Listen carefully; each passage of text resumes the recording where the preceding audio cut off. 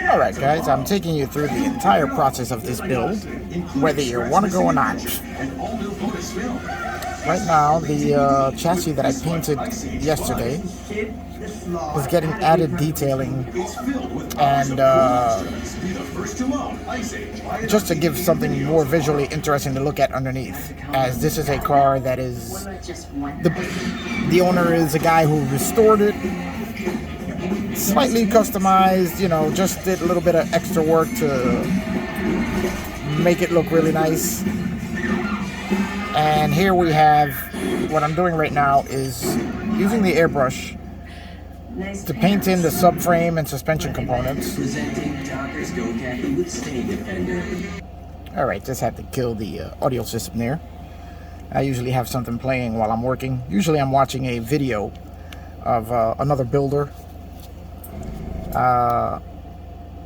YouTube is great for discovering new guys who build, and they all have good ideas, so I enjoy watching them and learning from them, and then I incorporate some of what I do into my builds.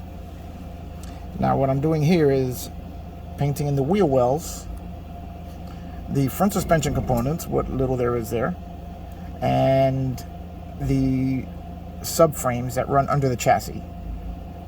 This is going to add quite a bit more detail to the build, as right now it's just a all blue, as I showed in the last video, and this is going to break some of that blue up, and then when I add the engine and the exhaust system and the rear suspension, it's really going to make this quite a bit more interesting to look at than just an all blue structure. And my process is really very simple. I've already masked off everything I wanted. Then all I do is turn on the fan and just lay a little paint, which I've already pretty much done. I'm just looking for any spots that I may have missed. I layer up the color little by little just until I build it up to where I want. It's supposed to be a semi-gloss white, which has somehow come out really, really glossy. So I'll have to wait to see how it dries, and if it doesn't dry the way I like, I may have to hit it with a little dull coat. But other than that, I'm really happy with the way it looks.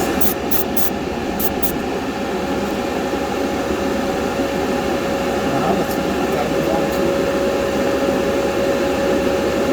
next portion of tonight's painting, while this sets up and dries a little bit before I start putting the masking tape off.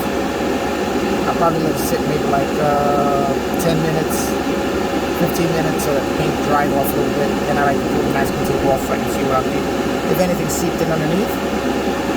Or also when you're painting something, when you pull the tape off, you don't want to pull it off when it's totally dry, as it may peel the paint off with it. You want it while the paint is still semi-wet, so that you can get the stuff off without doing any damage to the paint you just laid down.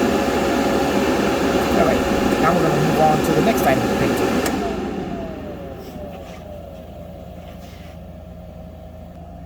Okay, we're going to just clean out the airbrush.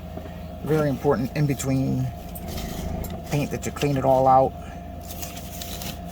because you don't want your airbrush start getting clogged up with paint, because then it's useless. I usually like to put any excess right back in the bottle.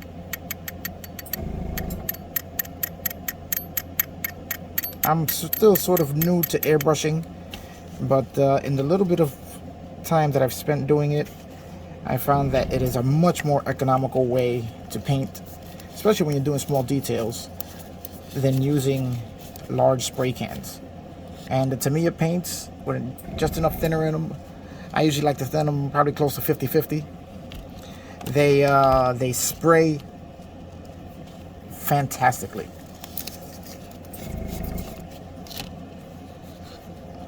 Whoa. Notice you get a little paint on stuff, it gets a little bit slippery. Now, one thing I've noted is that Airbrush Cleaner is very pricey. What I like to use when I clean my airbrush parts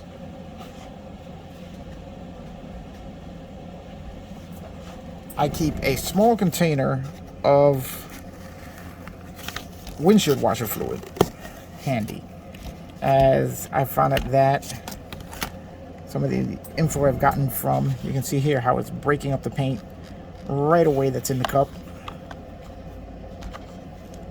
I'm gonna have to dump this fluid and get some fresh fluid in here, but you let it soak in there and it just totally breaks the paint up.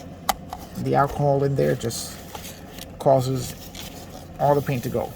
Then what I like to do is I just spray out whatever paint is left in the brush.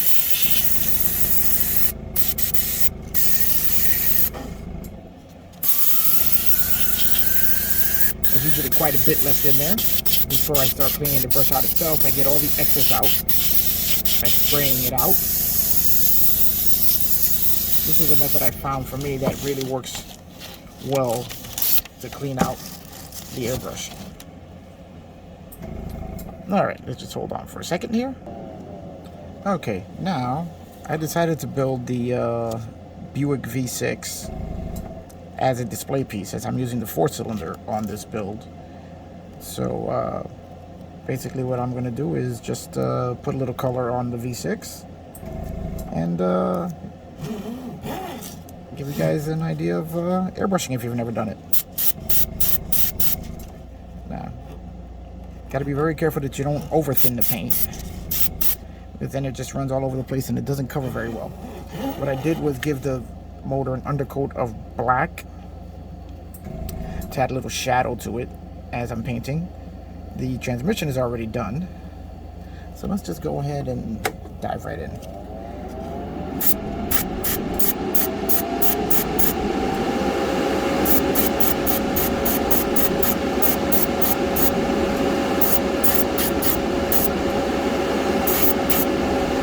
Airbrush experts out there, if you got any tips or tricks, put them in the comments. Like I said, I'm kind of new to airbrushing. I'm still learning.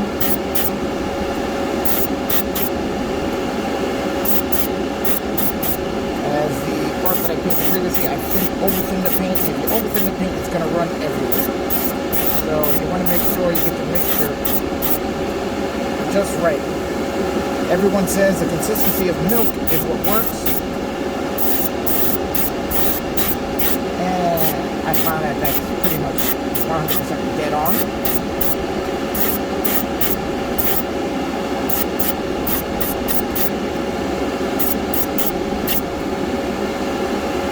And that's it right there. As simple as can be. There is your basic airbrushing. I got the paint consistency just right on this one. It's spraying down and laying very nicely. And I think I'm going to leave it at that, because I don't want to totally cover black. I want to have a little bit of black as foreshadowing, so that the paint doesn't look like it's too clean. And I'm very happy with that.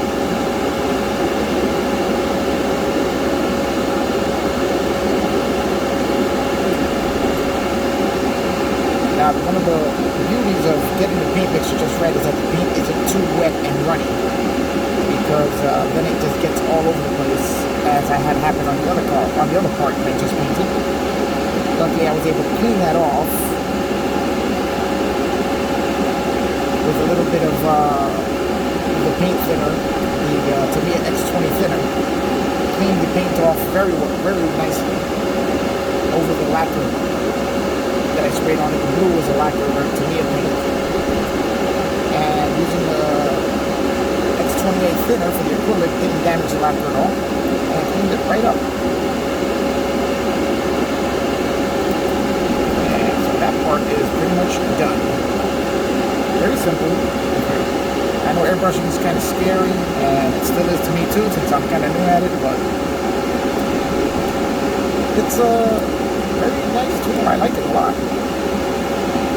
Alright, let me show you the other piece. Okay, here go the two finished pieces. Both completely airbrushed. See if I can look at that. Let's turn this off here. And we'll give you a good look at that there. we can get the camera to zoom in here. As you can see, there's the engine block and the transmission all done up and painted. Looks pretty good. Especially the transmission with the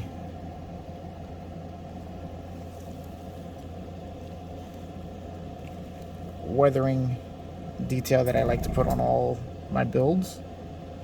You can see all the shadows. All of this is done with airbrush to a really nice effect.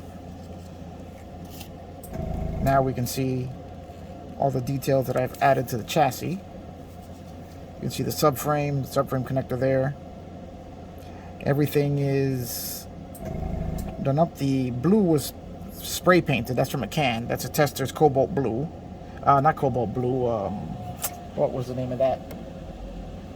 Coral blue. And the black is what I just airbrushed onto the chassis. I'm gonna have to do a little more cleaning up of it. And there's some shadowing that I'm going to be adding with the airbrush now. So let's get on that and see how we do there.